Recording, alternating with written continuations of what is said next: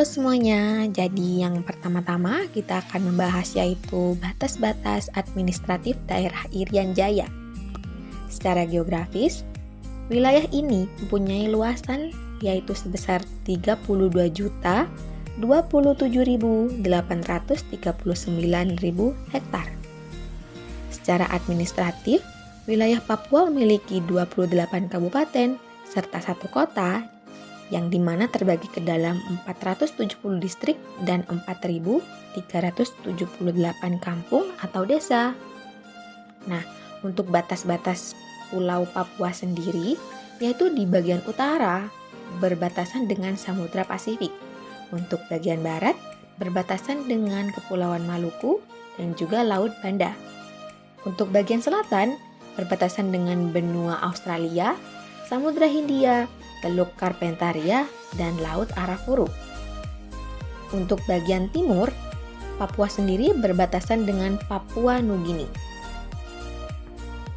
Selanjutnya yaitu peta administratif daerah Irian Jaya.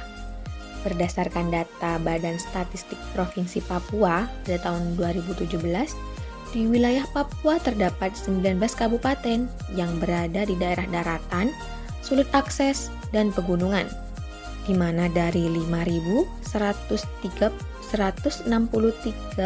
kampung yang teridentifikasi melalui data statistik, sekitar 79% atau sebanyak 4.114 kampung terletak di daerah pegunungan yang sulit diakses dan kurang lebih 70% dari kampung tersebut masih merupakan daerah yang terisolasi dari akses transportasi. Nah, dari hal ini dapat dilihat bahwa salah satu kendala bagi pemerintah provinsi selama ini dalam memberikan pelayanan publik ke seluruh kampung secara optimal adalah keragaman kondisi geografi wilayah kabupaten atau kota yang tidak seimbang, baik dari luas maupun dari letak wilayahnya. Lalu ada relief Irian Jaya. Kota dengan topografi tertinggi di Papua berada pada Kabupaten Puncak Jaya, sedangkan kota dengan permukaan terendah di Papua berada di kota Merauke.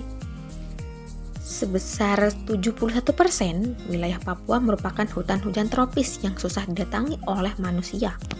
Hal tersebut disebabkan oleh lembah dan pegunungan tinggi. Akibatnya, karena kondisi yang berbeda-beda, persebaran penduduk menjadi tidak rata karena menyesuaikan dengan kondisi wilayah yang dapat ditempati. Secara umum, kondisi lahan di Papua sangat memungkinkan untuk lokasi pertanian maupun perkebunan. Namun, hingga saat ini, lahan pertanian di Papua masih digunakan oleh sektor-sektor pertanian tertentu saja. Yang paling dominan adalah sawah dan juga ubi kayu. Karena di wilayah Papua sendiri terbagi atas 3 wilayah, yaitu wilayah dataran rendah, pesisir, dan juga pegunungan. Hal ini menyebabkan kondisi topografi Papua yang sangat ekstrim, menyebabkan pembangunan jaringan transportasi darat sangat sulit dilakukan dan membutuhkan waktu, biaya yang lebih besar dibandingkan dengan daerah lainnya. Termasuk juga pembangunan jaringan fasilitas publik lainnya seperti listrik, air bersih, informasi dan komunikasi juga terkendala dengan kondisi topografi yang seperti ini. Kondisi demografi Irian Jaya. Yang pertama, ada kondisi pendidikan. Menurut data BPS, pada tahun 2019 masih terdapat 21,8% penduduk Papua yang tidak bisa membaca dan menulis, serta tingginya angka putus sekolah di Papua untuk setiap tingkatan usia. Jika tidak segera diatasi, tidak menutup kemungkinan jika kondisi SDM di Papua akan tertinggal jauh. Yang kedua, tingkat pendapatan. Pada tahun 2020 terdapat 8 dari 29 kabupaten kota di Papua dan 2 dari 13 kabupaten kota di Papua Barat yang memiliki tingkat kemiskinan tinggi dan penduduk miskin banyak atau sering disebut sebagai kantong kemiskinan. Hampir seluruh kabupaten kota dengan presentasi penduduk miskin tinggi di Papua memiliki derajat otonomi fiskal yang rendah. Derajat otonomi fiskal dinyatakan oleh porsi pendapatan asli daerah atau PAD di dalam keseluruhan pendapatan daerah. Yang ketiga, tingkat kesehatan. Hampir seluruh kabupaten kota tersebut memiliki kesulitan akses menuju pelayanan kesehatan. Penduduk miskin yang berobat jalan terdapat di sekitar 38% kabupaten kota di Papua Barat, dan hampir seluruh kabupaten kota tersebut menghadapi kesulitan akses menuju layanan kesehatan berdasarkan data BPS tahun 2018. Ketenaga kerjaan di Irian Jaya.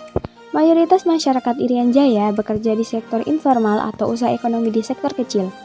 Dan tidak sedikit pula penduduk miskin di Irian Jaya yang tidak bekerja. Dari tabel diketahui bahwa tiap tahun angka pengangguran di Irian Jaya selalu berbeda-beda. Potensi pariwisata di Irian Jaya. Selain memiliki relief yang sangat indah, Irian Jaya juga memiliki potensi pariwisata yang sangat banyak.